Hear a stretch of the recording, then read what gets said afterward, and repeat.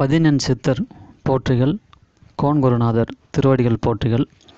இன்றைய பதிவில் நாம் பதிவு செய்ய இருப்பது சிவவாக்கிய சித்தரின் ஒரு அற்புதமான பாடல். செங்கல்லிலும் கருங்கல்லிலும் சிவன் இல்லை, அதாவது கடவுள் இல்லை என்ற ஒரு பாடல் தான்.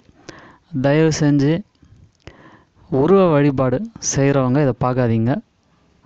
என் மீது எதுவும் கோபம் கொள்ள வேணாம். இது சித்தர் பாடலோட விளக்கம்தான். அந்த பாடலானது: செங்கல்லும் கருங்கல்லும் சிவந்த ஜாதிலிங்கமும் செம்பிலும் தராவிலும் சிவன் இருப்பான் என்கிறீர்.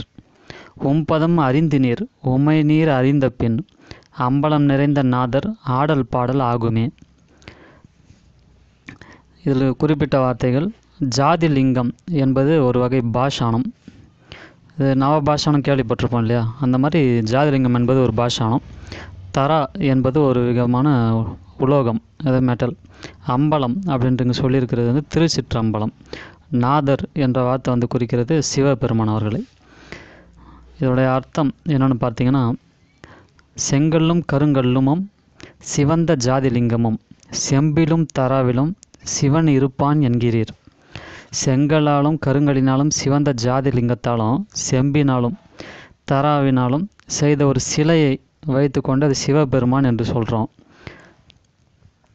உன்பதம் அறிந்து நீர் உம்மை நீர் அறிந்த பின், உங்களிடம் சிவபெருமான் இருப்பதை நீங்கள் அறிவீர்களா?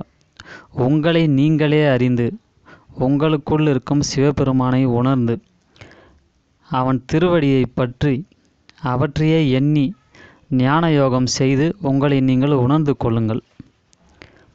அம்பலம் நிறைந்த நாதர் ஆடல் பாடல் ஆகுமே.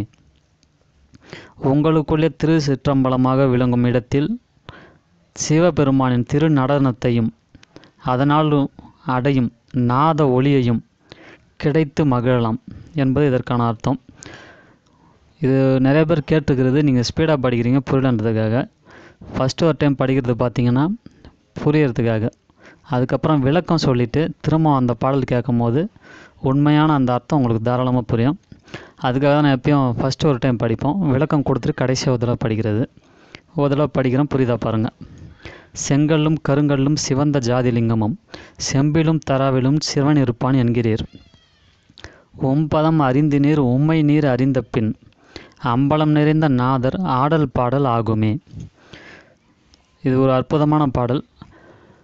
இது போன்ற இன்னும் சித்தர் பாடல்கள் விளக்கத்துடன் உங்களுக்கு கிடைக்க விரும்பினா ஷேர் பண்ணுங்கள், சப்ஸ்கிரைப் பண்ணுங்கள். மறக்காமல் பக்கத்தில் வர பெல் பட்டனையும் அழுத்திக்கோங்க. நன்றி.